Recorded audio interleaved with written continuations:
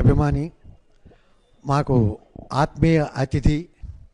ఇక్కడ తీర్థయాత్రకు వెళ్ళిన వాళ్ళు ఎవరైనా ఉన్నట్లయితే వాళ్ళందరూ కూడా తెలుసు. వారు మనకి అందించిన సహకారం, సేవ అది కూడాను.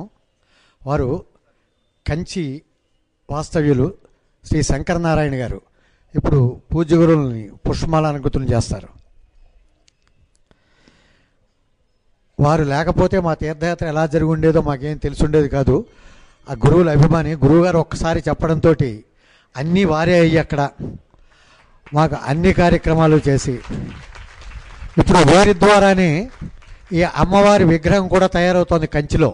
రేపు మన పునఃప్రతిష్ఠ కార్యక్రమాల్లో అమ్మవారి విగ్రహం కొంచెం భిన్నమైందని మూలం చేత అమ్మవారి విగ్రహం ప్రతిష్ఠ చేస్తున్నాం. పూజ్య గురువుల ఆదేశం మేరకు 5, 6, 7 తారీఖుల్లో. 7వ తారీఖున అమ్మవారి విగ్రహం ప్రతిష్ఠ ఉంది. వారు ఇప్పుడు ఆ స్థపతిని తీసుకొచ్చారు. ఆ దేవాలయం కొలతలు అవి చూసి విగ్రహాన్ని ఎక్కడ పెట్టాలి, ఏ యాంగిల్లో పెట్టాలి, ఎలా పెట్టాలని చూడటం కోసం అని చెప్పి కంచి నుంచి స్థపతిని తీసుకుని వచ్చారు. గురువులు ఏ కార్యక్రమం వారికి పురమాయించినప్పటికీ కూడా ఎంత భక్తి శ్రద్ధలతో చేస్తారో అంటే వారికి అసలు తీరుబడి ఉండదు. ఎక్కడ చాలా చాలా చాలా బిజీ మనిషి అయినప్పటికీ కూడా ఎంతో శ్రమ తీసుకుని ఇది నేను ఖచ్చితంగా చేయాలి, గురువుగారు చెప్పారు, చేసి తీరాలి ఎట్టి పరిస్థితుల్లోనని చెప్పి, లేకపోతే విగ్రహం తయారవడం అనేది అసాధ్యం. అంచేతంటే ఈ 5, 6, 7 తారీఖుల్లో మనం ప్రతిష్టా కార్యక్రమాన్ని అనుకున్నదే చాలా తక్కువ సమయంలో అనుకున్నాం చేయాలని. అది అన్న వెంటనే గురువుగారు శంకర్ గారికి ఫోన్ చేసి కంచిలోనే తయారు చేద్దాం విగ్రహం, శంకర్ గారికి ఒకసారి నేను చెప్పానని చెప్పండి అని చెప్పిన వెంటనే నాది పూచి నేను చేయిస్తాను, మీకు ఎందుకు టైం దగ్గరైనా సరే అని చెప్పి ఆ స్థపతి గారి మీద బాబోయ్ నేను చాలా పనులు ఉన్నాయని చేయన ఒత్తిడి తీసుకొచ్చి వారిని ఎలా అయినా సరే కాకినాడకి ఆ విగ్రహం చేయాలంటే పాపం వారు కూడా ఎంతో మంచి మనసుతోటి ఆ స్థపతి గారు కూడా ఒప్పుకున్నారు. వారు కూడా వచ్చారు. వారికి ఎంతో మేము కృతజ్ఞతలు నిజంగాను. ఎంత తక్కువ టైంలో ఎంతో శ్రమకు వచ్చి ఆ విగ్రహం తయారు చేస్తున్నందుకు ఆ స్థపతి గారికి కూడా నేను ఈ దేవాలయ కమిటీ చొప్పున కృతజ్ఞతాపూర్వక నమస్కారాలు తెలియజేసుకుంటున్నాను. శంకర్ గారి రుణం మటుకు మేము నిజంగా తీర్చలేము.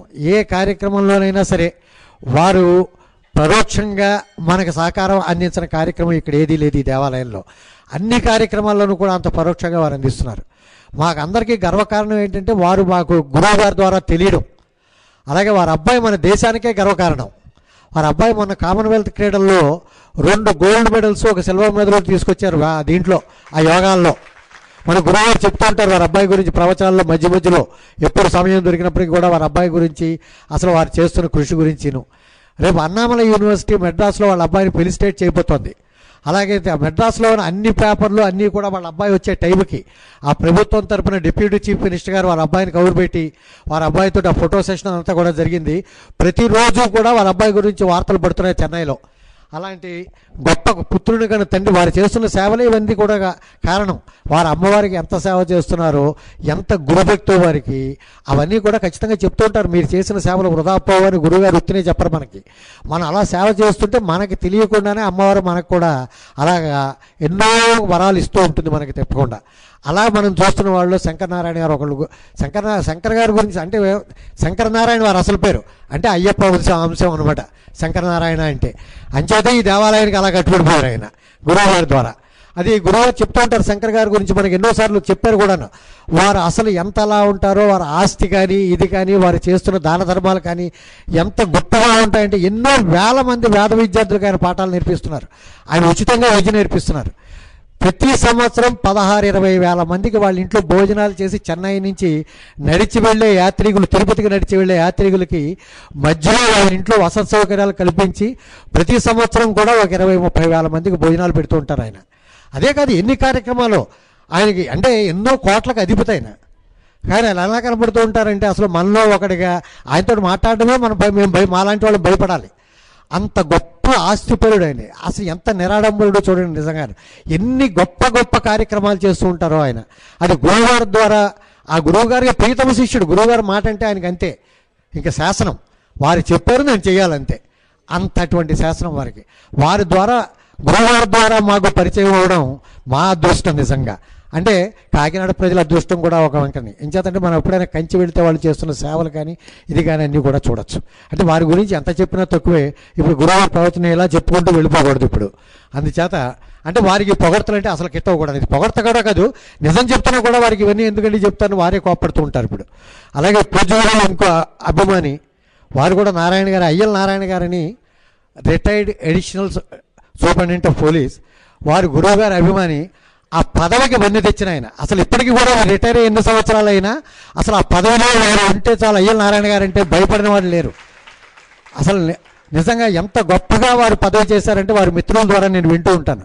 ఆ దేవాలయం ఎక్కడో కూర్చుని ఉంటారు, ఆయన మూల కూర్చుని ఉంటూ ఉంటారు. ఎప్పుడూ వారిని చూసే రోజున మీరు పుష్పమాలు చేతురుగానంటే అయ్యా నేను టీషర్ట్లో ఉన్నాను ఇవాళ వేయనండి, గురువుగారి దగ్గరికి వెళ్ళేప్పుడు ఇలాంటి వెళ్ళకూడదు, నేను ఒక సాంప్రదాయ దుస్తులో వెళ్ళాలి కనుక నాకు మళ్ళీ రేపు అనుమతి ఇవ్వండి అని చెప్పిన గొప్ప అభిమాని ఆయన. అంత గొప్ప వ్యక్తి ఆయన కూడా, అయ్యల్ నారాయణ గారు కూడాను. అది కొంచెం పూజ్య గురువు టైం నేను కొంచెం వృధా చేసేదని మన్నించమని కోరుకుంటూ ఈరోజు ప్రవచనం చేయవలసిందిగా పూజ్య గురువు పాదాలు పట్టి ప్రార్థిస్తున్నాను. చిన్న విషయాన్ని నేను కలపకుండా ఉండలేక ప్రార్థనా శ్లోకం చేస్తే ఇంకా ప్రవచనం ఒకటే చెయ్యాలి కాబట్టి ప్రార్థనా శ్లోకం చేయకముందే మీతో మనవి చేస్తున్నాను.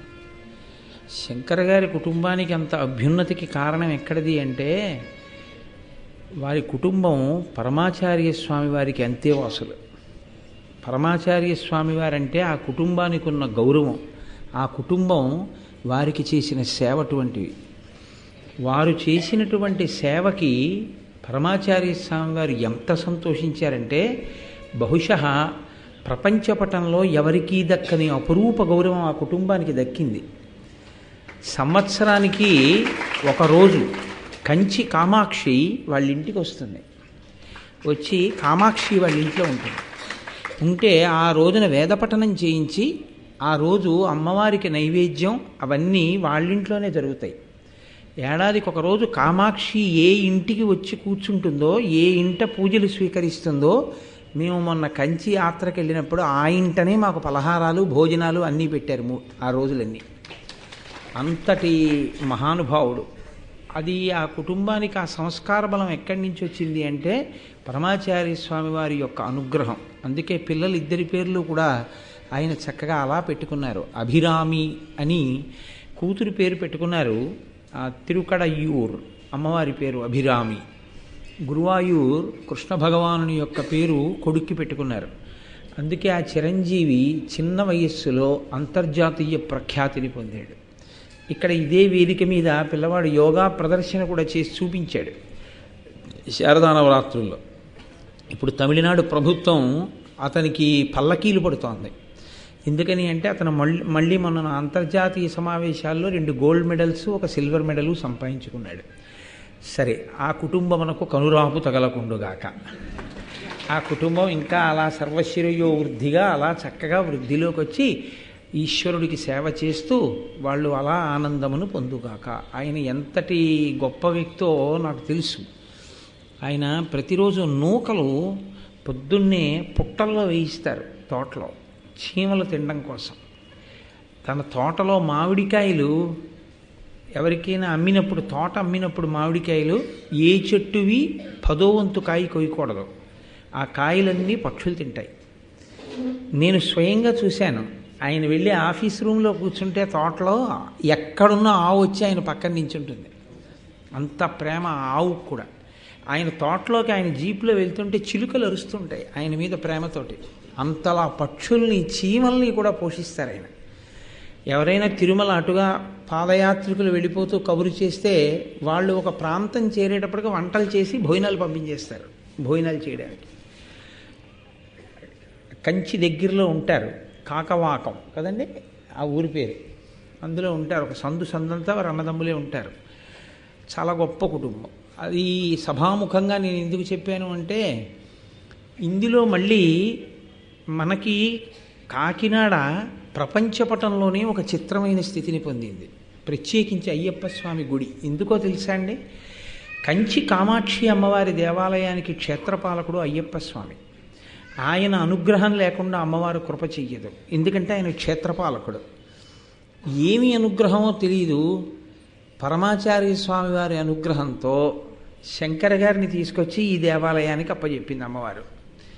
అయ్యప్ప స్వామి ఏమనుకున్నారో తెలియదు కానీ మరి అకస్మాత్తుగా అక్కడ ఉన్నటువంటి అమ్మవారి మూర్తిని పునఃప్రతిష్ఠ చేయవలసిన అవసరం వచ్చింది ఇప్పుడు. ఎందుకంటే విగ్రహం ఎక్కడ కించిత్ కూడా భిన్నం కాకూడదు, అయితే పునఃప్రతిష్ఠ చేయాలి. మహాకుంభాభిషేకం సమయానికి అనుకోకుండా ఇంత తక్కువ సమయంలో కంచిలో ఉన్న స్థపతి కంచిలో ఉన్నటువంటి ప్రదేశంలోనే అమ్మవారిని చేసి ఇక్కడికి తీసుకొచ్చి ప్రతిష్ఠ చేస్తున్నాం. అంటే కంచిలో చుట్టుపక్కల ఎక్కడైనా సరే కామాక్షి ఒక్కతే ఉంటుంది, శివలింగం పక్కడికి అమ్మవారు ఉండవు. అటువంటి చోటు నుంచి వస్తోంది అంటే పరమాచార్య అనుగ్రహంతో మళ్ళీ అయ్యప్ప స్వామి కంచి నుంచి కామాక్షి అంశనే ఇక్కడికి తెచ్చుకుంటున్నారు. అంటే రాబో కాలంలో ఈ దేవాలయం ఇంకా ఎంత గొప్ప స్థితికి వెళ్ళబోతోందో మీరు ఆలోచించండి. ఇది మీ అందరి యొక్క భక్తి వలన జరుగుతున్నటువంటి విశేషాలు. నేను సంతోషం కొద్దీ మీకు ఇది చెప్పాను. గోపాలకృష్ణ గారికి కూడా తెలియనటువంటి ఒక విషయాన్ని మీకు ఇవాళ నేను చెప్తున్నాను. ఆయనకి కూడా తెలియదు ఇంకాను. మన స్వామికి, అయ్యప్ప స్వామికి ఈ కుంభాభిషేకానికి సువర్ణ యజ్ఞోపవీతం తయారవుతారు. బహుశా ఎక్కడ అలా ఉండదు. ఆయన బంగారు యజ్ఞోపవీతాన్ని మన వేములపల్లి మోహన్ రావు గారి యొక్క స్నేహితులు హైదరాబాద్ నుంచి రెడ్డి గారని, వారు నిన్ననే మా ఇంటికి వచ్చారు. నేను ఏదో సందర్భంలో సువర్ణ యజ్ఞోపవీతం అయ్యప్ప స్వామికి వేస్తే ఎంత అందంగా ఉంటుందో అన్నాను. ఆయన వెంటనే గురువుగారు అలా అన్నారు, నేను సువర్ణ యజ్ఞోపవీతాన్ని అయ్యప్ప స్వామికి కుంభాభిషేకం వేళటికి చేయించి బహూకరిస్తున్నాను అన్నారు. కాబట్టి కుంభాభిషేకం వేళటికి అయ్యప్ప స్వామి సువర్ణ యజ్ఞోపవీతం వేసుకోబోతున్నారు. ఈ రెండు శుభవార్తలతోటి ఇవాల్టి ప్రవచనాన్ని ప్రారంభం చేద్దాం. శుక్లాంబరధరం విష్ణుం శశివర్ణం చతుర్భుజం ప్రసన్నవదనం ఛాయేత్ సర్వవిఘ్నోపశాంతయేత్. గురుర్బ్రహ్మా గురుర్విష్ణుః గురుర్దేవో మహేశ్వరః గురుః సాక్షాత్ పరబ్రహ్మ తస్మై శ్రీగురవే నమః. వ్యాసాయ విష్ణురూపాయ వ్యాసరూపాయ విష్ణవే నమో వై బ్రహ్మనిధయే వాసిష్ఠాయ నమో నమః. కూజంతం రామ రామీతి మధురం మధురాక్షరం ఆరుహ్య కవితాశాఖాం వందే వాల్మీకికోకిలం. శృతిస్మృతిపురాణానాం ఆలయం కరుణాలయం నమామి భగవత్పాదశంకరం లోకశంకరం. వాగర్ధావివ సంపృక్తౌ వాగర్ధప్రతిపత్తయే జగతః పితరౌ వందే పార్వతీపరమేశ్వరౌ.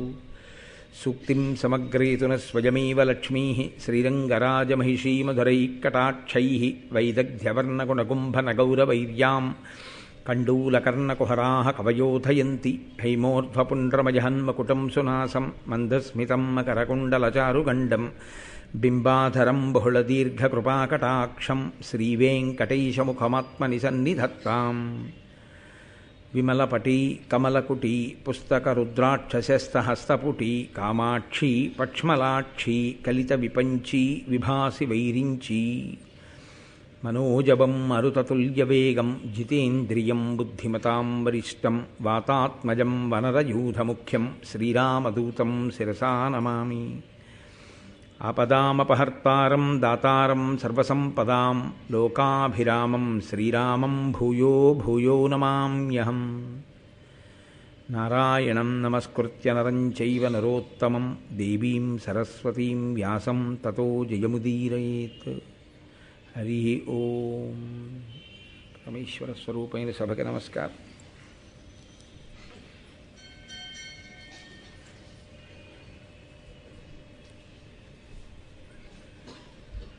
కణ్వుడు శకుంతల వీరిద్దరికి సంబంధించినటువంటి కథాభాగం ఏదుందో దాన్ని మహాభారతం ఆదిపర్వంలో మనకి వ్యాస భగవానుడు కృప చేస్తే ఋషితుల్యుడైనటువంటి నన్నయ్య గారు దాన్ని ఆంధ్రీకరించారు.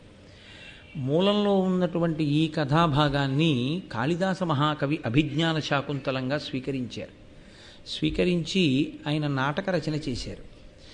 అంటే కాళిదాసు వంటి మహాకవి యొక్క మనస్సుని హత్తుకుంది అంటే ఇది ఎంత గొప్పదైనటువంటి ఆఖ్యానమో మీరు గ్రహించెదరుగాక. ఇందున ప్రత్యేకించి గృహస్థాశ్రమం యొక్క వైశిష్ట్యం ఏమిటి అన్నది శకుంతల యొక్క నోటి వెంట వినవలసి ఉంటుంది.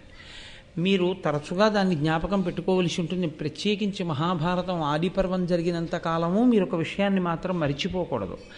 నేను మీతో మళ్ళీ మళ్ళీ చెప్తున్నాను, ఏ కదలిక అయినా పరదేవతానుగ్రహమే. ఆవిడ ఎక్కడి నుంచి ఎక్కడ వరకు సోపానములను ఏర్పాటు చేస్తుందో, ఏది అంత దూరదృష్టితో ఆలోచించి ఏది దేని కొరకు నిర్మాణం చేస్తుందో మన ఊహకు అందదు. శకుంతల అసలు జన్మించినదే భరతవంశంలో. ఆ పూరుడు అనబడేటటువంటి కుమారుడికి పట్టాభిషేకం చేశాడు యయాతి. పెద్ద భార్య అసలు నిజానికి మహారాజ్ఞి అయినటువంటి దేవయాని కుమారులను కాదని. అటువంటి ఆ పూరుని వంశంలో వంశకర్తలు అంటారు. వంశకర్తలంటే వాళ్ళ పేరు మీద మళ్ళీ ఆ వంశంలో పేరు మారిపోతూ ఉంటుంది. పేరు మారిపోవడం అంటే అంతటి వైభవాన్ని పొందుతారు. ఇక్ష్వాకు వంశంలో రఘువు పుడితే రఘువంశము అని పిలిచినట్టు అంతటి కీర్తిని పొందిన వారై ఉంటారు. అటువంటి మహాపురుషుడు ఒకడు మళ్ళీ పుట్టాలి, భరతుడు.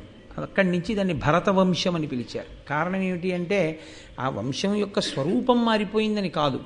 అలా పిలిచారు అంటే భరతుడు ఆ వంశంలో ముందు కీర్తి గడించినటువంటి వాళ్ళందరికన్నా కూడా మకుటాయమానమైన స్థితిని పొందగలిగిన వాడయ్యాడు. ఇంత గొప్ప వ్యక్తి పుట్టాలి అంటే అటువంటి మహాపురుషుణ్ణి కనగలిగినటువంటి క్షేత్రం సిద్ధం కావాలి, ఒక తల్లి సిద్ధపడాలి. అటువంటి మహోన్నతమైనటువంటి స్త్రీ సిద్ధమైతే ఒక మహాపురుషుని యొక్క తేజస్సు నిక్షిప్తమైన నాడు దాని కారణం చేత వేరొక మహాపురుషుడు అటువంటి వంశమునందు వంశకర్త యొక్క ఆవిర్భావమునకు అవకాశం ఏర్పడుతుంది. అందుకే పరదేవత యొక్క అనుగ్రహమే అంతటి తపోనిష్టాగరిష్ఠుడైనటువంటి విశ్వామిత్రుని మనస్సు కదలడం. కదిలి ఆ మేనకా సమాగమము చేత ఆ శకుంతల జన్మించింది. ఆ శకుంతల జననమే అసలు ఈ దుష్యంతోపాఖ్యానానికి అంతటికీ కూడా ప్రాణప్రదమైనటువంటి విషయం. ఎందుకని అంటే నిజానికి దుష్యంతోపాఖ్యానంలో పైకి తెలియకుండా శకుంతల కొంత గొప్ప పాత్ర పోషిస్తుంది. అందులో నోటి మాటలు ఉండవు, నోటి మాటలు ఒకలా ఉంటాయి. లోపల మీరు పరిశీలన చేత గమనించవలసినది వేరొకటి ఉంటుంది. నోటి మాటతో కొంత పోషిస్తుంది. అసలు నోటి మాట చేత ఊహకందవలసినది, నోటి మాట చేత ప్రకటనముగా చెప్పినది రెండూ కాకుండా మౌనంతో మూడోది చెప్తుంది. ఈ మూడు శకుంతల పాత్ర నుంచి అందుకోగలిగితే అమృతం పండుతుంది.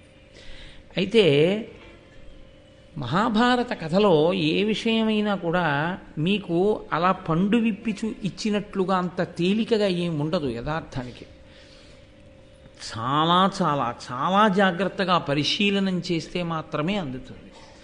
కాబట్టి మీరు దాన్ని అంత ధార్మికమైన కోణంలో అంత అద్భుతమైనటువంటి ఆ ఆఖ్యానాన్ని మనకి అందించినటువంటి వ్యాస భగవానుని యందు పరమ గౌరవంతో మనం ఆ కథని వినే ప్రయత్నం చేద్దాం. కథ అనగా మీరు తరచుగా జ్ఞాపకం ఉంచుకోవాలి, అది ఏదో కల్పితమైనటువంటి కథ కాదు, యథార్థముగా జరిగినది మహాభారతము ఇతిహాసము కనుక. అభిజ్ఞాన శాకుంతలము కల్పితం, అభిజ్ఞాన శాకుంతలము యథార్థ గాథ కాదు. కాళిదాస మహాకవికి మూలం నచ్చి ఆయన వేరొక కారణం చేత దాన్ని ఒక నాటకం కింద మలిచాడు. అంతేకాని కాళిదాసకృతమైనటువంటి అభిజ్ఞాన శాకుంతలము యథార్థమా, వ్యాసప్రోక్తము నన్నయ్య గారి చేత ఆంధ్రీకరింపబడినటువంటి దుష్యంతోపాఖ్యానం ఏదుందో అదే అంటే యథార్థమో అని చెప్పుకోవలసి వస్తే దీన్నే ప్రమాణంగా స్వీకరించవలసి ఉంటుంది. కాబట్టి ఆ పూర్వ వంశంలో అనేక మంది పరాక్రమవంతులైనటువంటి రాజులు ఆవిర్భవించారు. కడకు ఆ వంశంలో దుష్యంతుడు కూడా జన్మించాడు. ఆ దుష్యంతుడు పుట్టుకతోటే చాలా బలపరాక్రమములు కలిగినటువంటి వాడు. ఆయన యవ్వనంలో ఉండగా ఆయన యొక్క బలపరాక్రమములు ఎటువంటివి అన్నది చెప్పడానికి నన్నయ్య గారు కొన్ని పద్యాలను ఇచ్చారు. అంటే దాని చేత ఆయన భుజ పరాక్రమం ఎటువంటిదో, ఆయన బలదర్పములు ఎటువంటివో అర్థమవుతుంది. ఉర్వీరుహ నివహముతో పర్వతములు విరికి యొండు పర్వతములపై పర్వగ వేయిచుచు యవ్వన గర్వంబున నొప్పి నుర్వి కడునధికుండై. ఆ దుష్యంతుడు ఉర్వీరుహ నివహముతో పర్వతములు విరికి, ఆయన ఎంత పరాక్రమవంతుడంటే ఒక పర్వతం దగ్గరికి వెళ్ళి ఆ పర్వతం మీద పెరిగినటువంటి మహావృక్షములతో కూడి ఉన్నటువంటి ఆ కొండని, ఆ పర్వతాన్ని పైకి పెకలించి పైకెత్తి ఈ పర్వతాన్ని వేరొక పర్వతానికి వేసి కొట్టేవాడు. పులులు, సింహాలు, శరభములు, శరభము అంటే సింహం కన్నా గొప్పది కాబట్టి అటువంటి మృగములనన్నిటినీ కూడా అవలీలగా వేటాడి మదపుటేనుగుల మీద తిరుగుతుండేవాడు. అంతటి మహాబలపరాక్రమ సంపన్నుడైనటువంటి దుష్యంతుడు ఒకనాడు వేటకి వెళ్ళాడు. ఈ వేటకి వెళ్ళడం అనేటటువంటిది ఎందుకు వెడతారు అంటే దానికి ఒక కారణం ఉంటుంది. ఏదో సరదాగా వెళ్ళడం కాదు. క్రూరమృగముల సంఖ్య పెరిగిపోయి జనపదాల్లోకి ప్రవేశించి పౌరులను ఇబ్బంది పెట్టకుండా ఉండడం కోసం, వాటి సంఖ్యని నియంత్రించడం కోసం రాజులు వెళ్ళి క్రూరమృగాల్ని వేటాడుతూ ఉంటారు. అందుకే వేట కూడా ఒక ధర్మం, వేట కూడా కొన్ని నియమాలతో ఉంటుంది. వేట వ్యసనము కాకూడదు. వేట వ్యసనమైతే దెబ్బతింటాడు మళ్ళీ. కాబట్టి అటువంటి దుష్యంతుడు వేటాడుతున్నాడు. ఆయన గొప్పతనం చెప్తూ ఆ దుష్యంతుడు అనంత సత్వుడు, సమస్తాశాంత మాతంగ మర్యాదాలంకృతమైన భూవలయమాత్మాయత్తమయ్యుండగా ఆదిత్యాంశు సమీర దుర్గమ మహోగ్రారణ్య దేవాళితో ఆదిక్షత్ర చరిత్రనేల అజితుండై బాహువీర్యంబునన్ అంటారు నన్నయ్య గారు. ఆ దుష్యంతుడు అనంత సత్వుడు. ఆయన ఎంతటి భూమండలాన్ని పరిపాలించాడు అంటే ఆయన రాజ్యానికి ఎల్లలేవి అని అడిగారు. ఆయన రాజ్యానికి ఎల్లలు దిశాగజములు అంటాం. రామాయణంలో సగర చక్రవర్తి యొక్క ఆఖ్యానంలో వస్తుంది అది. ఈ భూమండలాన్ని అన్ని దిక్కులా ఒక్కొక్క ఏనుగు మోస్తూ ఉంటుంది, 4 దిక్కులలోనూ కూడా. 4 దిక్కులలోనూ దిశాగజములు మోసేటటువంటి చివర్లు ఎక్కడ వరకు ఉన్నాయో అంత పర్యంతము ఆయన ఆధీనములో ఉండేది. అంటే ఆయన పరిపాలించని ప్రాంతము వేరొకటి లేదు. సమస్త భూమండలము ఆయన అధీనమునందు ఉండేది. అంతటి మహాపరాక్రమవంతుడై అంతటి మహారాజైనటువంటి వాడు ఎటువంటి అరణ్యములలోకి వెళ్ళి వేటాడేవాడు అంటే ఆయన ఆదిత్యాంశ సమీర దుర్గమ మహోగ్రారణ్య దేవాళితో. అవి సామాన్యమైన అరణ్యాలు కావు. వాటిలోకి సూర్యకిరణములు పడవు. ఎందుకని అంటే అంత దట్టంగా అలుముకుపోయి ఉంటాయి.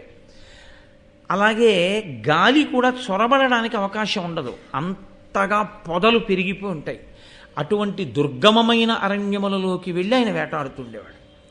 అటువంటి దుష్యంతుడు, ఇంకింతకన్నా చెప్పక్కర్లేదు, దుష్యంతుని యొక్క బలపరాక్రమములకు ఈ 2 పద్యములు సాధికారిక నిదర్శనములు.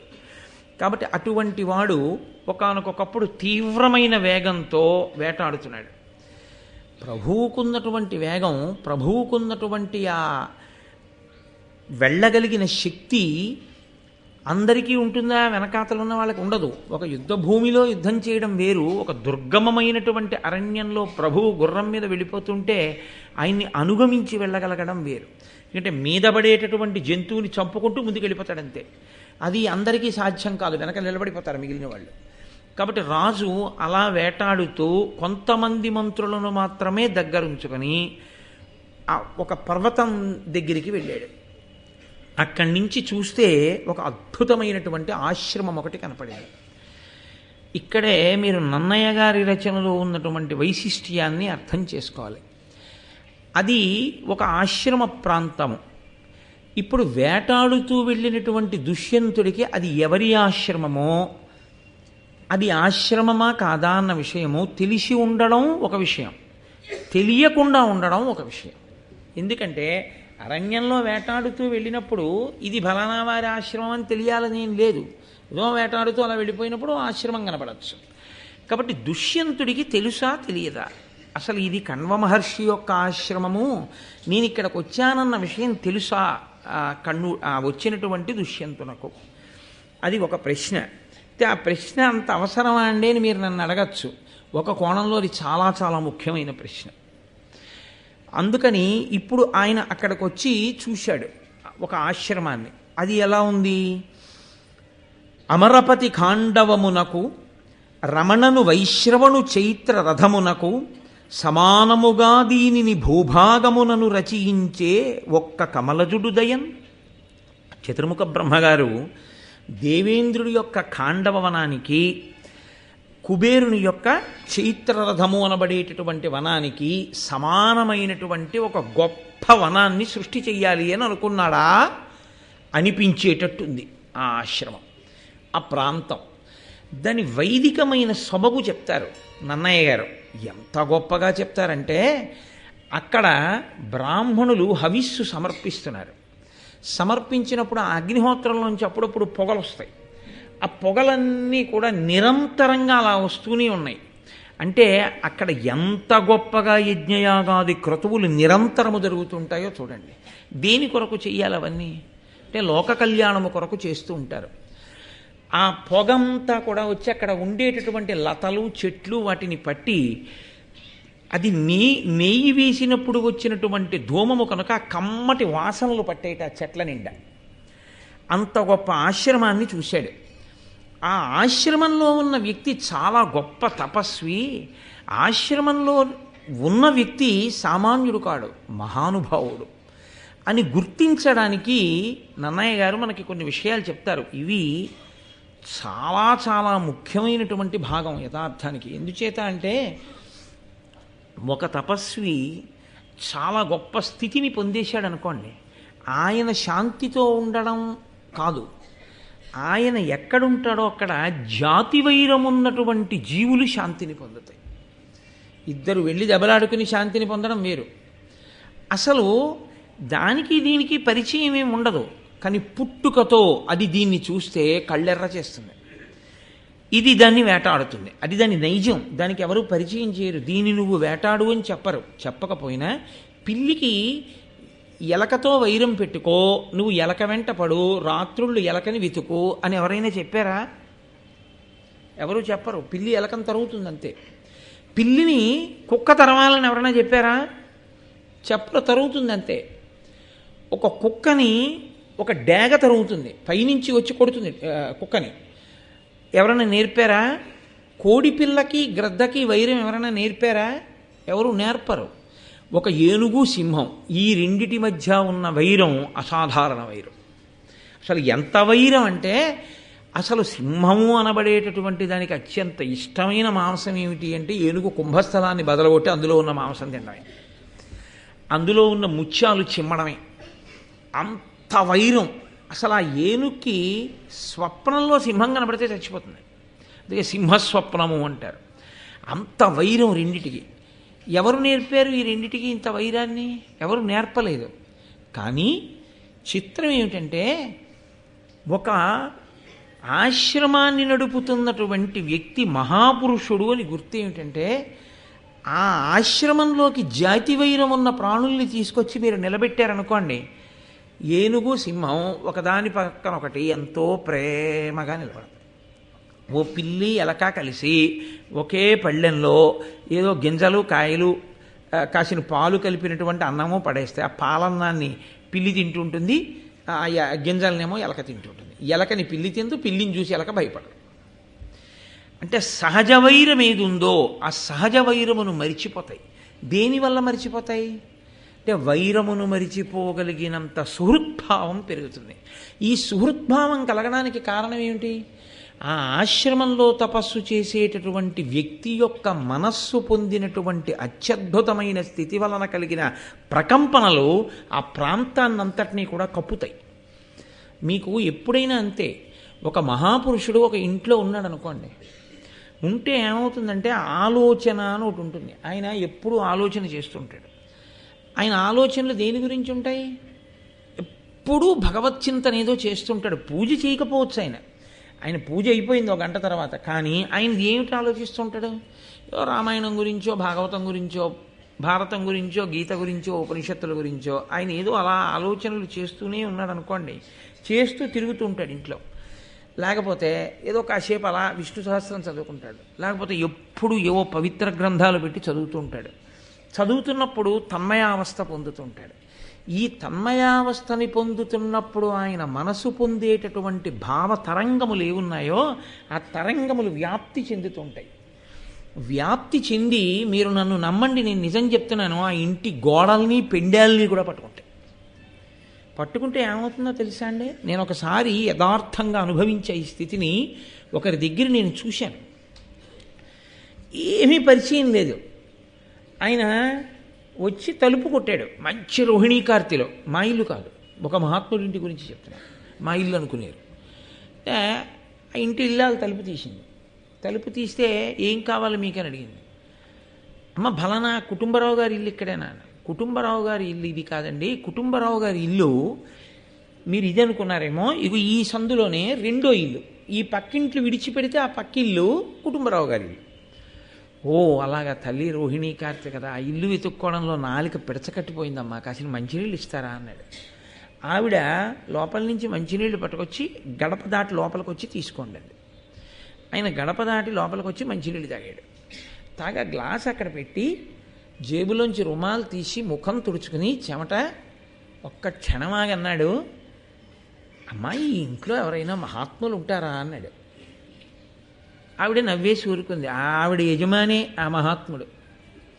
ఆవిడ నవ్వేసి ఊరుకుంది. అమ్మ ఈ ఇంటి ప్రశాంతత చెప్పేస్తోందమ్మా, ఎంత ఆందోళనలో ఉన్నవాడైనా గడప దాటి ఇంట్లోకి వస్తే శాంతి పొందుతాడమ్మా, ఆ మహానుభావుణ్ణి చూడాలమ్మా ఒక్కసారి, ఎంత గొప్ప భావ ప్రకంపనలు ఉన్నవాడమ్మా ఆయన అన్నాడు. ఆయన పట్టుకున్నాడు, ఒక థర్మామీటర్ వేడి పట్టుకున్నట్టు పట్టేసుకున్నాడు అంతే. అది మీకు ఇళ్లల్లో కూడా ఉంటుంది. ఎప్పుడు ఇలా మెళ్ళో సమయం లేకుండా సందర్భం లేకుండా తెంపకూడదు ఇవి తెంపేస్తున్నట్టు చూపించడం, ఎవరి ముఖాలు చూసినా ప్రసన్నత లేకుండా, ఏ ఆడవారిని చూసినా ఇలా అలా ముఖాలు ముడుచుకుని ఎప్పుడు కత్తులట్టుకుని బరిసెలట్టుకుని వేటాడుకుంటూ కొట్టుకుంటూ తిట్టుకుంటూ, ప్రతిరోజు ఏ పేపర్లో చూసినా ఫస్ట్ పేజీలో ఏముంటుంది, నెత్తురోడుతున్న శవాలు, హింసతో కూడుకున్న సన్నివేశాలు. అవి ఇంట్లో ఎదురుగుండా టీపాయ్ మీద ఉండేటటువంటిది అది తప్ప భగవద్గీత ఉండదు, ఓ రామాయణం ఉండదు, ఓ భారతం ఉండదు. ఎప్పుడు చూసినా అవే ఇంటి నిండా. ఏ క్యాసెట్ చూసినా అదే, ఏ ఛానల్ చూసినా అదే. ఇంట్లో ఉన్నవాళ్ళు ఎప్పుడూ చూసేది అదే, తింటూ చూసేది అదే, తాగుతూ చూసేది అదే. మీరు ఆ గడప దాంట్లో లోపలికి వెళ్ళండి, మామూలుగా వెళ్ళి పలకరిద్దాం అనుకున్న వాళ్ళు దెబ్బలాడి వస్తారు. వ్యగ్రత పట్టి ఉంటుంది ఇంటిని. మీరు ఇది మనకి పురాణములు రుజువు చేస్తాయి. మహాభారతాన్ని మీరు ఏదో కాకతాళీయంగా అలవోకగా తీసుకోకండి. ఒక మహారణ్యంలో జాతి వైరం కలిగిన జంతువులు అక్కడికి వస్తే అలా ఉండగలిగాయంటే మన ఇల్లు ఎందుకు అలా ఉండలేకపోతుంది? నువ్వు పెట్టకుండా ఛానల్ రాదు, నువ్వు పెట్టకుండా సినిమా రాదు, నువ్వు తీసేస్తే ఆ హింస సన్నివేశం నువ్వు చూడవు. కానీ అటువంటిది ఉన్నప్పుడు పేపర్లో ఫస్ట్ పేజీలో అలాంటివే కనపడుతుంటే నువ్వు ఒక్క పావు గంటలో ఆ పేపర్ చూసేసి ఏ కబ్బోర్డ్లోనే పెట్టేయాలి. అదే ఎందుకు టీపై మీద అస్తమానం? ఇంట్లో పవిత్రమైన స్థలంలో కనపడుతుండేటట్టుగా ఒక భగవద్గీత నువ్వు చదివావో చదవలేదో తరువాతి మాట. 2 పువ్వులు పట్టుకెళ్ళి ఇంట్లో రామాయణం, భగవద్గీత, భాగవతం కబ్బోర్డ్లో ఉండి 4 పువ్వులు రోజు వాటి మీద వేసి భగవంతుడి నిర్మాల్యం తీసినట్టుగానే వాటి మించి ఆ నిర్మాల్యం కూడా తీసేయడం నీకు వస్తే, ఏదో ఒకనాడు నీ ఇంట రామాయణ భారత భాగవతములను సాధికారిక ప్రవచనం చేసి జాతికి మార్గదర్శనం చేయగలిగిన ఒక మహాపురుషుడు నీ వంశంలో జన్మిస్తాడు. నువ్వు రామాయణ భారత భాగవతాలకు 3 పువ్వులు వేస్తే అంతపాటి ఖాళీ ఎందుకు ఉండదు మనకి? భారతం వినడం దేని కొరకు అంటే, కణ్వుడు ఒక అటవీ ప్రాంతం, ఆశ్రమం అంటే కొత్తగా ఏదో ఉండదు, అడవిలోనే ఒక చోట అలా తయారు చేసుకుంటాడు ఆయన, ఓ పాక వేసుకొని. ఆయన అలా సాధించుకోగలిగింది, మన ఇంటిని మనం ఎందుకు అలా చేసుకోలేకపోతున్నాం? ఏదో వంక పెట్టి ఏం చేస్తామండి అంటావు తప్ప నీ సాధన చేత నువ్వు అలా ఎందుకు చేసుకోలేకపోతున్నావు? అది యథార్థములకు మహాభారతం విన్నవాడు వేసుకోవలసినటువంటి ప్రశ్న. మనం అలా ఎంత దైవీ సంబంధంతో, సాత్విక భావనతో, పరమ ప్రశాంతమైనటువంటి చిత్తంతో, భగవత్ సంబంధమైన తలంపులతో మంచి మంచి కీర్తనలు ఇంట్లో మోగుతుండగా చక్కగా ప్రతిరోజు సాంబ్రాణి ధూపం వేస్తూ గదులకి అందంగా మనం వైదికంగా ఎటువైపుకి తల తిప్పి చూసినా భగవన్మూర్తులే కనపడుతూ అలా ఇంటిని ఉంచుకోగలుగుతున్నావా? నీ ఇల్లు ఒక దేవాలయంలా ఉంటుందా? గడప దాటి లోపలికెడితే ఏమిటి కష్టం అలా ఉంచడానికి? ఏదో నీకున్నటువంటి అభిలాష అడ్డు రావాలి తప్ప, లేకపోతే ఇవి పెట్టుకోవడం పెద్ద కష్టమైనటువంటి విషయం మాత్రం కాదు. అంతకన్నా నేను దాని మీద వివరణ చేసి ఏదో విమర్శ చేయడం నా ఉద్దేశ్యం కాదు. కాబట్టి ఇప్పుడు నన్నయ్య గారు అంటారు, శ్రవణ సుఖంబుగా సామగానంబులు చదివెడు శుకముల చదువు తగిలి కదలక వినుచుండు కరులయున్ కరికర శీతల ఛాయద చీకరాంబుకణముల చల్లని ఘాట్ పాసవడి దాని చెంది సుఖంబున్న సింహములయును భూసురప్రవరులు భూత బలుల్ తెచ్చిపెట్టు నీవారాన్న పిండతతులు కడగి భక్షింప ఒక్కట కలసి ఆడుచున్న ఎలుకలు పిల్లులు ఒండు సహజవైరి వర్గంబునుయును సహవాసమపుడు సూచి మునిశక్తికెంతయు చోద్యమంది. ఎక్కడా కణ్వుడి పేరు చెప్పలేదు. ఎవరి కళ్ళల్లోంచి వర్ణిస్తున్నారు ఈ ఆశ్రమాన్ని? దుష్యంతుడి కళ్ళల్లోంచి వర్ణిస్తున్నారు. చూస్తున్నవాడు దుష్యంతుడు. ఏది చూస్తున్నాడు ఆయన? శ్రవణ సుఖంబుగా సామగానంబులు చదివెడు శుకముల చదువు తగిలి కదలక వినుచుండు కరులయున్. అక్కడ ఎప్పుడూ సామవేదం వినపడుతూ ఉంటుంది. సామవేదానికి ఉన్న గొప్పతనం ఏమిటంటే, సామ అన్న శబ్దం దేనికి ప్రతినిధిగా ఉంటుంది అంటే శాంతి అన్నమాట. సామ శాంతి. అందుకే చూడండి, సామదాన భేద దండోపాయములు అంటారు. సామ అంటే శాంతితో అంగీకారానికి రావడం. సామవేదము అదేం చేస్తుందంటే మనశ్శాంతినిస్తుంది. మీరు తెలిసో తెలియకో సామవేదం వింటున్నారనుకోండి, మీకు మనశ్శాంతిగా ఉంటుంది. రోజు స్వరం తప్పకుండా సామవేద పఠనం చెయ్యగలిగినటువంటి మహాపురుషులు చదివిన సామవేదం క్యాసెట్ 1 గంట ఇంట్లో వినపడుతోంది అనుకోండి, ఆ ఇంట్లో మీరు నమ్మండి, ఇంటి మీద కూర్చున్న కాకి కూడా శాంతి పొందుతుంది. ఆ వేదం పేరే సామవేదం. అసలు అందుకే ఆ సామవేదం నేర్చుకోవడం అంత కష్టం, ఆ సామవేదం పాడడం అంత కష్టం. అందుకే ఆ సామవేదంలోంచే వచ్చింది సంగీతం, స్వరాలు అన్నీని. ఇవన్నీ దేనికి అంటే, చిట్ట చివరికి అది ఎందుకు పనికొస్తుంది అంటే, ఎందులోంచి విడివడి కిందకొచ్చామో దాంట్లోకి చేరడానికి ఉపాసన చేస్తారు. సప్త స్వరాలు ఆరోహణ అవరోహణ. అవరోహణ అంటే పరబ్రహ్మము నుండి విడిపోయి కిందకు వచ్చేయడం. ఆరోహణ అంటే మళ్ళీ నాదోపాసన చేస్తూ పరబ్రహ్మంలో లయమైపోవడం. అందుకే అప్పై దీక్షితుల వారు ఒక సిద్ధాంతం చేశారు. సంగీత విద్వాంసులైనటువంటి వాళ్ళు వీణానాదం చేస్తూ, కీర్తన పాడుకుంటూ వీణానాదం చేస్తూ కన్నులు మూసుకుంటే వాళ్ళు చాలా తొందరగా అద్వైత సిద్ధిని పొందుతారు అని చెప్పారు. కాబట్టి ఆ సంగీతము ఈశ్వరుణ్ణి చేరడానికి సాధనము. ఇక్కడట ఆ సామవేదం ఎవరికి వచ్చింది? చిలుకలకు వచ్చింది. చిలుకలకు ఎలా వచ్చింది? చిలుకకు ఒక లక్షణం ఉంది. మీరు ఒక ఇంటికి వెడితే చెప్పేసేయచ్చు. ఎలా చెప్పేయచ్చో తెలుసా అండి? మీరు ఆ ఇంట్లో పిల్లాడిని పిలిచి, నాన్న నీకేమొచ్చురా అన్నారు అనుకోండి, ఓం జాతవే దశేసు నవామసోమరాతీయతో నిదహాతి వేద అన్నాడు అనుకోండి. వాళ్ళ నాన్నగారు రోజు దుర్గా సూక్తం చదువుతారని మీకు అర్థమైపోతుంది. మీరు చాలా ఇళ్లల్లో చూడండి, అక్షరాభ్యాసం చేసి ఇంకా పిల్లలు పుస్తకం పట్టుకోరు, చదవరు, రాదు. వాడు విష్ణు సహస్రం చెప్తుంటాడు. క్షీరోధన్వత్ ప్రదేశే శుచిమణి విలసత్ సైకతే మౌక్తికానాం అని చెప్తుంటాడు. ఎక్కడది? ఆ ఇంట్లో అమ్మో నాన్నో చెప్తున్నారనమాట. అమ్మా నాన్నకి ఇవి కాకుండా ఇంకోటేమో వచ్చనుకోండి, వీడికి అవే వస్తాయి కదా. ఇంటి బిడ్డల సంస్కారాన్ని బట్టి తల్లిదండ్రుల సంస్కారం తెలుస్తుంది. ఇంటి గోడల మీద ఉన్న మూర్తుల్ని బట్టి యజమాని సంస్కారం తెలుస్తుంది. తల్లిదండ్రుల ఫోటో లేకుండా ఊళ్ళో వాళ్ళందరివి అక్కర్లేనివన్నీ తీసుకొచ్చి పెట్టి మీకు చూపించాడు అనుకోండి, ఒక్క నాటికి స్నేహం చేయక్కర్లా. కన్న తల్లిదండ్రుల ఫోటో ఇంట్లో లేనివాడు మిమ్మల్ని ఉద్ధరిస్తాడా? అన్నాళ్ళు కష్టపడి పెంచి అన్ని ఆశలు పెట్టుకున్న వాడి ఫోటో లేదు ఇంట్లో, వాడంత కృతజ్ఞుడు లోకంలో ఇంకోడు ఉన్నాడండి. వాడా మిమ్మల్ని ఉద్ధరించేవాడు? వాడా మిమ్మల్ని స్నేహం చేసి రక్షించేవాడు? ఒక్క నాటికి నమ్మి స్నేహం చేయకూడదు వాడితో. కాబట్టి ఆయన అంటున్నారు, ప్రతిరోజు అక్కడ సామగానం జరుగుతుంది. అంటే ఋత్విక్కులు ఎప్పుడూ సామవేదం చదువుతూ ఉంటారు. ఎప్పుడూ సామవేదం చదువుతుంటే ఏమైంది? అక్కడున్న చిలుకలకు కూడా వచ్చేసింది. ఇప్పుడు వీళ్ళు ఎప్పుడో ఒకప్పుడు ఆ సామవేదం నేర్చుకోవడం ఆపు చేసి ఏదో కాసేపు అన్నం తిని పడుకుందామని పెడతారు. ఈ చిలుకలు ఏం చేస్తాయి? వాళ్ళు ఆపేయగానే ఇవి పాడడం మొదలెడతాయి. ఇప్పుడే చిలుకలు సామవేదం చదువుతుంటేట ఏనుగులు శాంతి పొందేట. ఏనుగులు ఎందుకు శాంతి పొందుతాయి? ఏనుగు కదలకుండా ఉండదు, దానికి అదో లక్షణం. కదులుతూ ఉండడం శాంతి లేదనడానికి లక్షణం. ఆయన ఏమిటండో అంత ప్రశాంతంగా కూర్చున్నారు ఇవాళ మీరు అన్నాడు అనుకోండి, ఎప్పుడు తిరిగేవాడిని పట్టుకుని అంటే వాడు తిరగకుండా కూర్చున్నాడని గుర్తు. ఏనుక్కున్న లక్షణం ఏమిటో తెలుసా అండి? ఎప్పుడు అటు ఇటు కదులుతుంది, లేదా తొండమన్నా ఊపుతుంది. అందుకే మామట ఏం చేస్తాడంటే ఏనుగు దగ్గర కూర్చున్నప్పుడు ఆ అంకుశాన్ని పట్టుకెళ్ళి దాని కాళ్ళ ముందు పెడతాడు, అది ఇక దాటదు. అందుకని కాళ్ళు దాటకూడదు కాబట్టి అది ఏం చేస్తుంటుందంటే తొండం ఊపుతూ ఉంటుంది ఇలాగ, ఏదో ఒకటి కదపకుండా ఉండదు అది. ఆ ఏనుగులు తొండం కూడా కదపడం మానేసి అలా వింటుంటాయి. ఎవరి సామమే దాన్ని? చిలుకల సామగానాన్ని. చిలుకల సామగానం ఏనుగులకు శాంతినిచ్చింది అక్కడ అన్నారు. అంటే ఆ ఆశ్రమంలో ఎంత సామగానం జరుగుతుందో చూడండి. అంటే అక్కడికి వెళ్ళిన వాడికి ఎందుకు శాంతి రాదు? వేదము యొక్క ప్రమాణం మీద నన్నయ్య గారికి ఎంత సంతోషమో చూడండి. అందుకు కదు ఋషితుల్యుడయ్యారు మహానుభావుడు, అందుకు కదు పడ్డాయి అలాంటి పద్యాలు.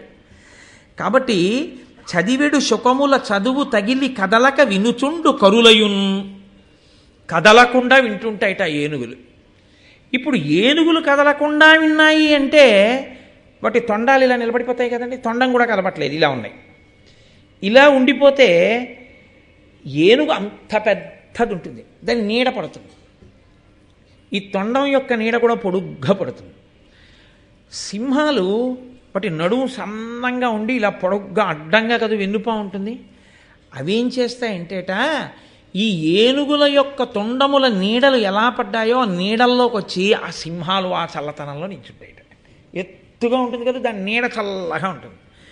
ఇక సూర్యకిరణములు పడవు మీదకి, అందుకని అక్కడికి వచ్చి సింహాలు విశ్రాంతి తీసుకుంటాయిట ఏనుగు నీడలో. ఏనుగు నీడలో సింహం విశ్రాంతి తీసుకోవడం ఉంటుందా? ఏనుక్కి ఈ శాంతి ఎక్కడిది? శుకముల వలన. శుకములు ఎలా ఇస్తున్నాయి? సామగానము వలన. దానికి ఎలా వచ్చింది సామం? అంతగా అక్కడ సమగాన పఠనం వలన. అంటే జాతి వైరం ఉన్న ప్రాణులు మరిచిపోవడం ప్రారంభమైంది. ఇప్పుడు అక్కడ ఉండేటటువంటి ఆ సింహాలుట ఎప్పుడు ఇలా ఏనుగుల తొండం వంక చూస్తుంటాయిట. ఎందుకని? ఆ తొండం చివర ఎప్పుడు చల్లగా ఉంటుంది. అవి ఉండుండి ఏం చేస్తుంటాయంటే ఏనుగుల లక్షణం ఏంటంటే ఏదో ఒకటి ముట్టుకుని ఇలా తీసి బుస్సను ఊతుంటాయి. ఆ ఊదినప్పుడు ఆ తొండం చివర ఆ తడి తుంపరపడినట్టుగా చల్లుకుంటూ ఉంటుంది.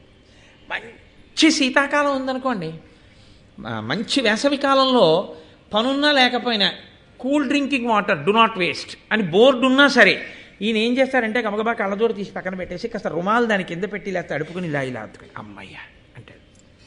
చల్లటి తుంపరలు తగిలితే హాయిగా ఉంటుంది. ఇప్పుడు ఈ సింహాలుట ఇలా పక్కన నిలబడి అలా చూస్తాయట ఏనుగు తొండాల వంక. ఎందుకని?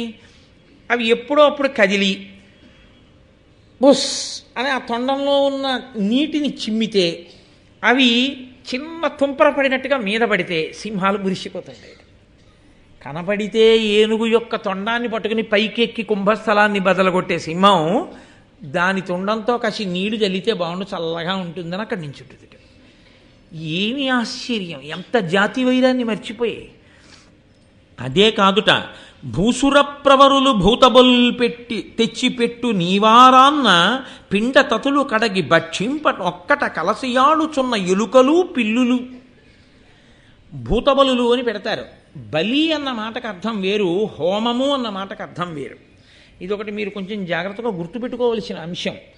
యజ్ఞము లేదా యాగము అన్న మాటకు అర్థం ఏమిటంటే తత్సంభారములను సిద్ధము చేయుట. ఇప్పుడు ఏకాదశి నాడు ఉదయం భూమి పూజ చేస్తారు, ఇక్కడ చేసి యాగశాల నిర్మాణం జరుగుతుంది. ఈ యాగశాలలోకి వెళ్ళి యాగశాల ప్రవేశము అని, అది కూడా ఒక గొప్ప వైదిక కర్మ.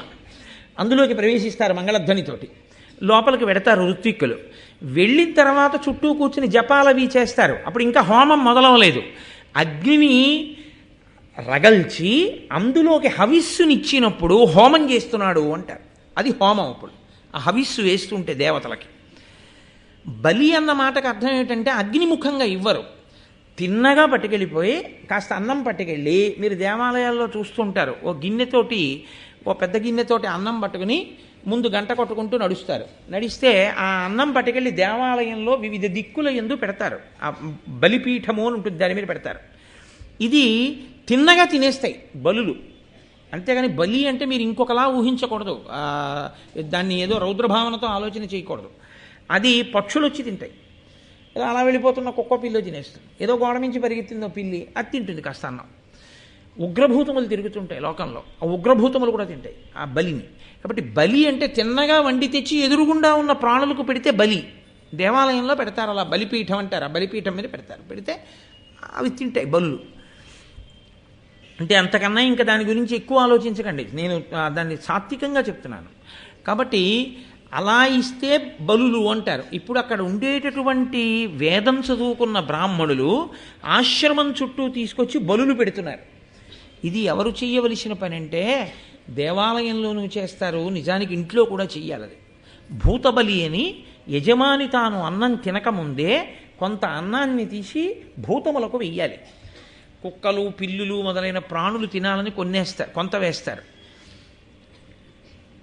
ఏ ఆధారం లేకుండా బ్రతికేటటువంటి వాళ్ళ కొరకు కొంత అన్నాన్ని కేటాయించి ఇస్తారు.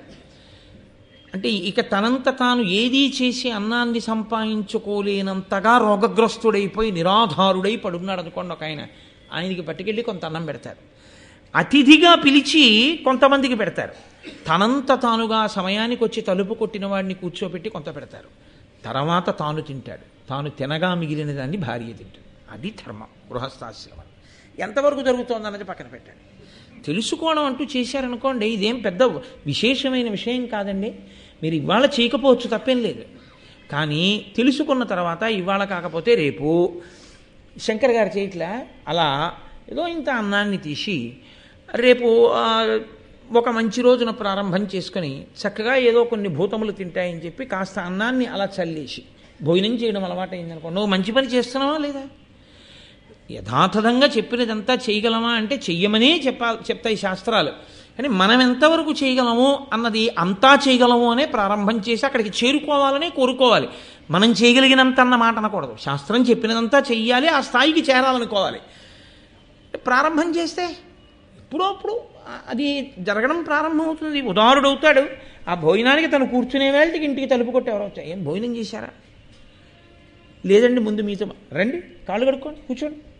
కాస్త వాళ్ళకు కూడా వడ్డించి కాస్త అన్నం పెట్టడం, పరమ ప్రశాంతంగా చక్కగా సంతోషంగా ఒకరికి పెట్టి పంపించడం అది అలవాటైతే ఇంకంతకన్నా ఏమిటండి వైదిక ధర్మం? అంతే, అలా ప్రశాంతంగా బ్రతకడమే. కాబట్టి బలులు పెడుతున్నారు ఆశ్రమంలో అన్ని చోట్ల ఆ భూతములన్నీ తినాలని. దాన్ని ఎవరు తింటున్నారట? ఎలుకలు పిల్లులు కలిసి తింటున్నాయి ఆ అన్నాన్ని. అన్నం తినడానికి ఎలకొస్తే పిల్లి ఇంకా అన్నం తింది ఎలకని తింటుంది. కానీ అక్కడేమిటంటే ఎలక పిల్లి కలిసి అన్నమే తింటున్నాయి. అంటే వాటి మధ్య వైరం లేదు. పైన చెప్పిన ప్రాణులు ఒకలా శాంతి పొందితే ఇక్కడ ప్రాణులు ఒకలా శాంతి పొందుతున్నాయి.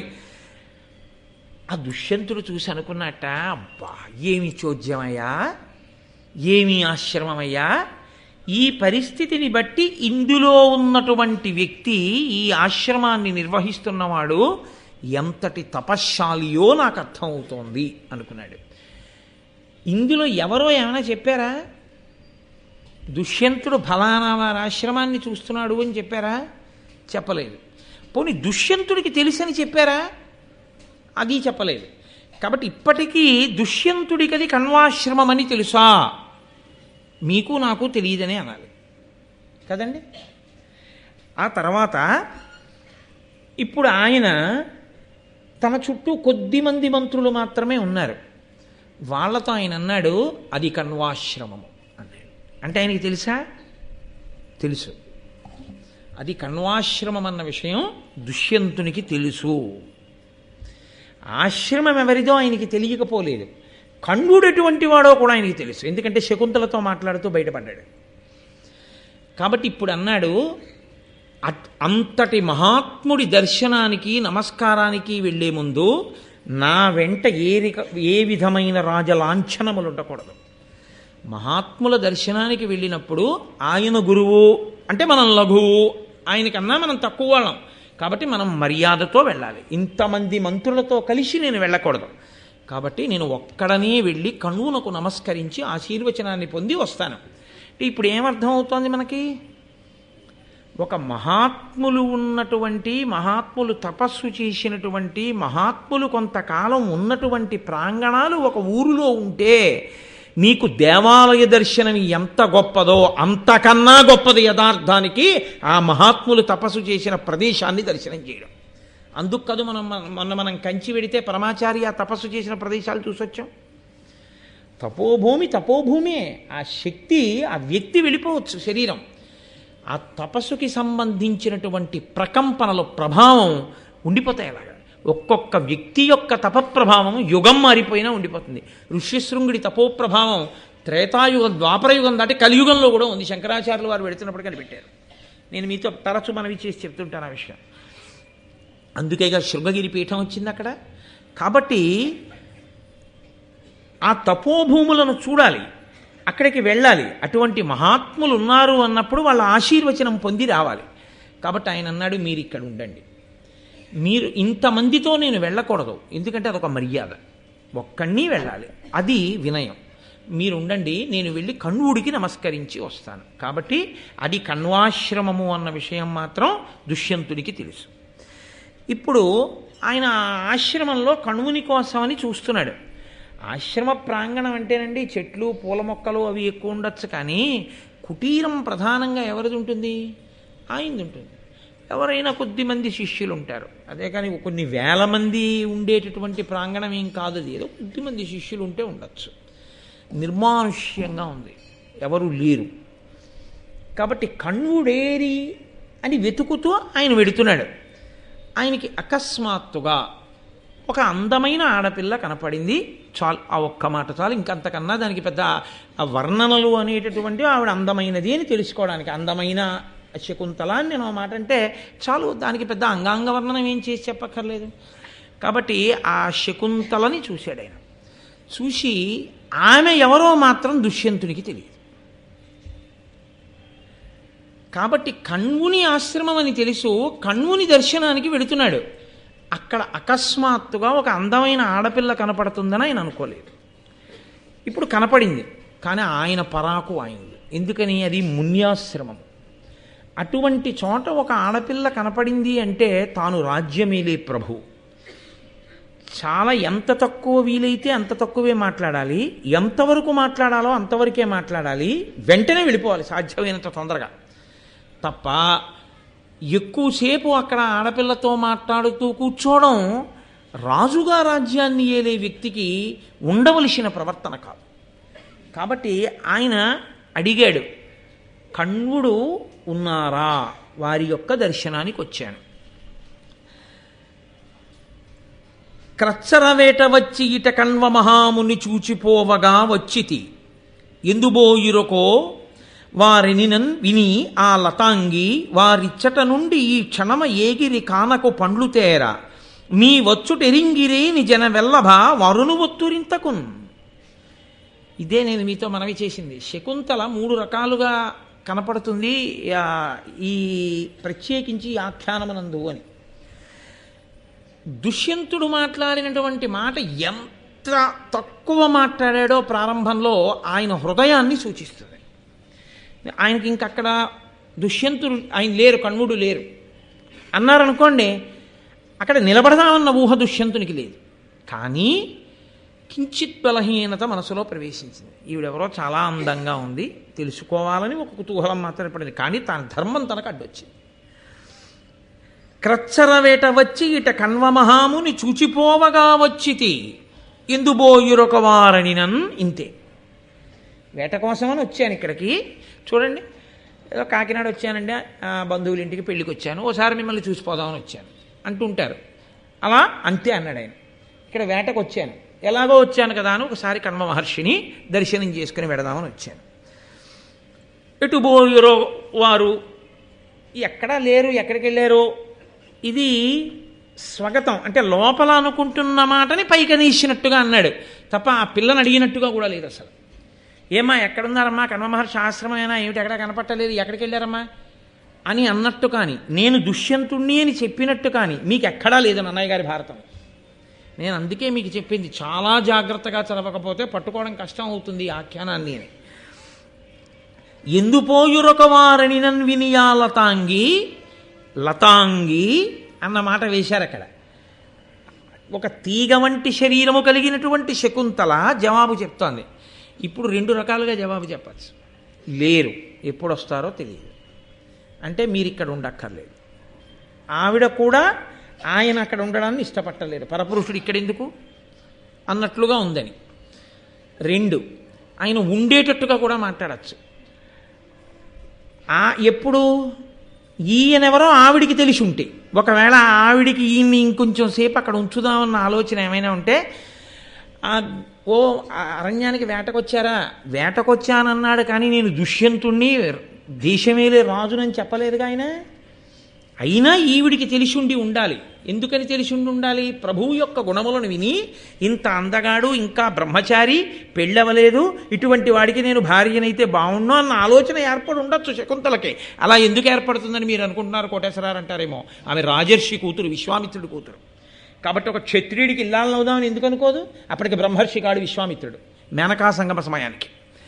కాబట్టి ఆమె దుష్యంతునికి భార్యనవుదాం అనుకుని ఉండట్టు. ఆ కోరిక ఎందుకు పుట్టాలి అంటే పరదేవతానుగ్రహం కావాలి కాబట్టి ఆవిడ భరతుడికి తల్లి అవ్వడానికి, దుష్యంతుడికి భార్య అవ్వడానికే శకుంతల పుట్టింది అసలు. కాబట్టి ఆ ఆలోచన ఎందుకు రాదు? వచ్చి తీరుతుంది. కాబట్టి ఇప్పుడు దుష్యంతుడు వెళ్ళిపోయాడు అనుకోండి, ఇక మళ్ళీ దుష్యంతుడు ఎప్పుడు వస్తాడో తెలియదు. కాబట్టి ఇప్పుడు ఆవిడ నోట్లోంచి వచ్చే మాట ఏదై ఉండాలి? కాసేపు ఆయన నిలబెట్టేదే అయి ఉండాలి. ఆయన నిలబడితే కదా తర్వాత కథ నడవడం. కాబట్టి ఆవిడేమంది? లేరు, ఎప్పుడు వస్తారో తెలియదు అనలేదు. ఆవిడ ఏమందో తెలుసా అండి? ఆ లతాంగి వారిచ్చట నుండి ఈ క్షణమయేగిరి కానకు పండ్లు తేరా మీ వచ్చుటెరింగిరేని జనవల్లభ వరును ఒత్తురింతకున్. జనవల్లభ అంది అంటే మహారాజా అంది తెలుసుకుంది. అంటే ఈయన దుష్యంతుడు అని ఎవరికి తెలిసింది? శకుంతలకి తెలిసింది. ఈమె శకుంతల ఎవరికి తెలియదు? దుష్యంతుడికి తెలియదు. కానీ ఏం తెలుసు? ఈ పిల్ల చాలా అందంగా ఉందని మాత్రం ఆయన మనసులో తెలిసింది, అంతే. ఇది నన్నయ్య గారు పైకి చెప్పకుండా దాచి మాట్లాడేటటువంటి అద్భుతమైన కవితారీతి. ఇది మీరు బాగా ధ్యానంతో పద్యాల్ని చదివితేనే ఆంతరముగా మీకు నాటకీయ సన్నివేశం మీ కన్నుల ముందు గోచరిస్తుంది. ఎవరు ఎవరి దగ్గరికి వచ్చారు, ఒక్క మాట మాట్లాడారు, ఎవరు ఎవరిని నిలబెట్టేటట్టు మాట్లాడుతున్నారో అర్థమవుతుంది. ఇప్పుడు ఆవిడేమంది? ఇప్పుడే వెళ్ళారు. ఇప్పుడే వెళ్ళారంటే వెంటనే వస్తారా? రారు. ఎక్కడికి వెళ్ళారు? అడవిలోకి పళ్ళు తేవడానికి వెళ్ళారు. అడవిలోకి పళ్ళు తేవడానికి వెళ్ళినవాడు పక్కింట్లోకి వెళ్ళి దర్భ తెచ్చుకోవడానికి వెళ్ళినవాడు కాడు. కాబట్టి అడవిలోకి వెళ్ళాడంటే ఎంత దూరం పెడతాడో, ఎప్పటికా పళ్ళు సమీకరిస్తాడో, ఎప్పుడు తిరిగి వస్తాడో ఏం తెలుసు. కాబట్టి ఇప్పుడు దుష్యంతుడు అయితే సరే అని వెళ్ళిపోవచ్చు కబుక్కుని. ఆవిడ వెంటనే ఏమందో తెలుసా అండి? అలా వెళ్ళిపోకుండా నిలబడేటట్టుగా చేయడానికి ఆ మాట ప్రయోగించింది.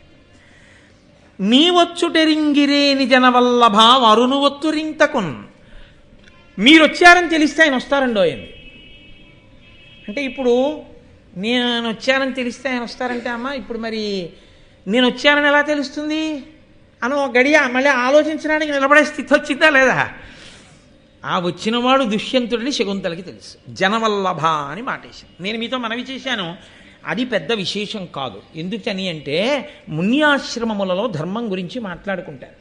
ప్రభువు ధార్మికంగా ఉన్నాడా, యజ్ఞయాగాదులు చేస్తాడా, వేద ప్రమాణమును నమ్మినవాడేనా, ధర్మానికి నిలబడతాడా, ఇవి మాట్లాడుకుంటున్నప్పుడు ఆయన బలం, ఆయన దర్పం, ఆయనకు ఉన్నటువంటి యవ్వనం, ఆయన అతిశయం, ఆయన పుట్టిన వంశం, ఆయన ఏలుతున్నటువంటి దేశం, ఆయనకున్నటువంటి గొప్పతనం, ఇవన్నీ ఆశ్రమంలో మాట్లాడుకుంటున్నప్పుడు ఒక రాజర్షి కూతురుగా ఆమె మనసు ఆయన యందు ప్రచోదనమయ్యున్న కారణం చేత ఇప్పుడు ఆయన గురించి వర్ణించిన అందచందాలను విని చూడగానే ఇతను దుష్యంతుడని గుర్తుపట్టి ఉన్నది శకుంతల అన్న విషయాన్ని మీకు చెప్పకుండా చెప్పడం నన్నయ్య గారి కవిత్వంలో గొప్పతనం. కాబట్టి ఇప్పుడు వెళ్ళిపోకూడదు దుష్యంతుడు. అంటే దుష్యంతుడిని నిలబెట్టి మాట్లాడాలన్న కోరిక ముందే ఎవరికి పుట్టింది? శకుంతలకు పుట్టింది. చెప్పారా నన్నయ్య గారు? మీరు పట్టుకోవాలి. ఎలా అంటే ఇక్కడ మీరు ఆ నాటకాన్ని దర్శనం చెయ్యాలి. ఆ లోపలికి ఒక్క దుష్యంతుడే వెళ్ళినప్పుడు శకుంతల మాట్లాడుతున్న తీరుని బట్టి మీరు పట్టుకోవాల్సి ఉంటుంది. అంటే ఎందుకంటే అంత నాలుగు పీక్కుంటారా, పద్యానికి అర్థం చెప్పచ్చు కదా అనొచ్చేమో అంటారు మీరు. దీన్ని బట్టి చిట్ట చివర నేను మాట చెప్పవలసి ఉంటుంది మీకు. లేకపోతే మీరు అకస్మాత్తుగా ఓ నిర్ణయానికి వచ్చి మీ ఉత్తరీయాలు దులిపేసుకుని ఓ తీర్పు చెప్పి వెళ్ళిపోతారు మీరు. అందుకని నా భయం, అందుకని నేను ఇదంతా తలకొట్టుకు చెప్పుకుంటూ వస్తున్నాను. కాబట్టి ఇప్పుడు దుష్యంతుడికి ఆమెని పరిశీలనంగా చూస్తే బాగుండదు. అసలు నేను కణువుడిని కలుసుకోవడానికి వచ్చాను, కణువుడు లేడు, వెళ్ళిపోదామా అంటే మీరు వచ్చారని తెలిస్తే వస్తారంది. నేను వచ్చానని తెలియాలంటే ఏం చేయాలి? ఎవరో వెళ్ళి చెప్పాలి అంటే దుష్యంతుడు వచ్చాడని. చెప్పడానికి ఎవరున్నారు అక్కడ?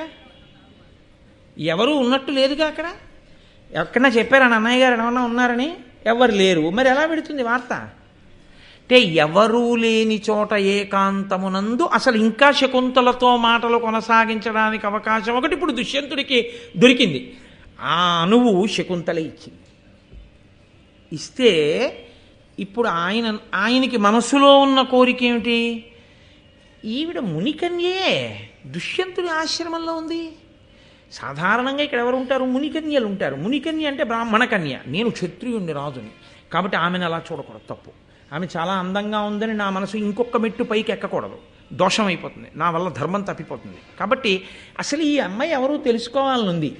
ఒక భూమి నేలేటటువంటి రాజు, ఇంత రాజ్యాన్నేలే రాజు అమ్మాయి నువ్వెవరు? వాళ్ళ నాన్నగారు లేరంటే కణ్వుడు లేడు అని చెప్పినప్పుడు నువ్వెవరు, నీ పేరేమిటి, ఏం చేస్తుంటావు ఇక్కడ అని అడిగాడు అనుకోండి, నీకు ఎందుకే అవన్నీ అంది అనుకోండి, అప్పుడు ఏమవుతుంది? అంతకన్నా అవమానం ఇంకోటి ఉంటుందే. అందుకని ఇప్పుడు తెలుసుకోవాలనుంది, ఎలా తెలుసుకోవాలో తెలియట్లేదు. ఇది మునికన్యయేని మరి ఏలకో ఈ లతాంగియందు నా హృదయము తద్దయం తవిలే ఇప్పలుకింకను నమ్మనేరా నయ్యద విజితేంద్రియుండనగనిమ్ముని బాయక విందునంచు నానిది కలరూపెరుంగా అవనీపతి యుచ్చుకొడయ్య ఆత్మలోన్. ఇది మునికన్యయేని మరి ఏలకో ఈ లతాంగియందు నా హృదయము తద్దయుంతవిలే.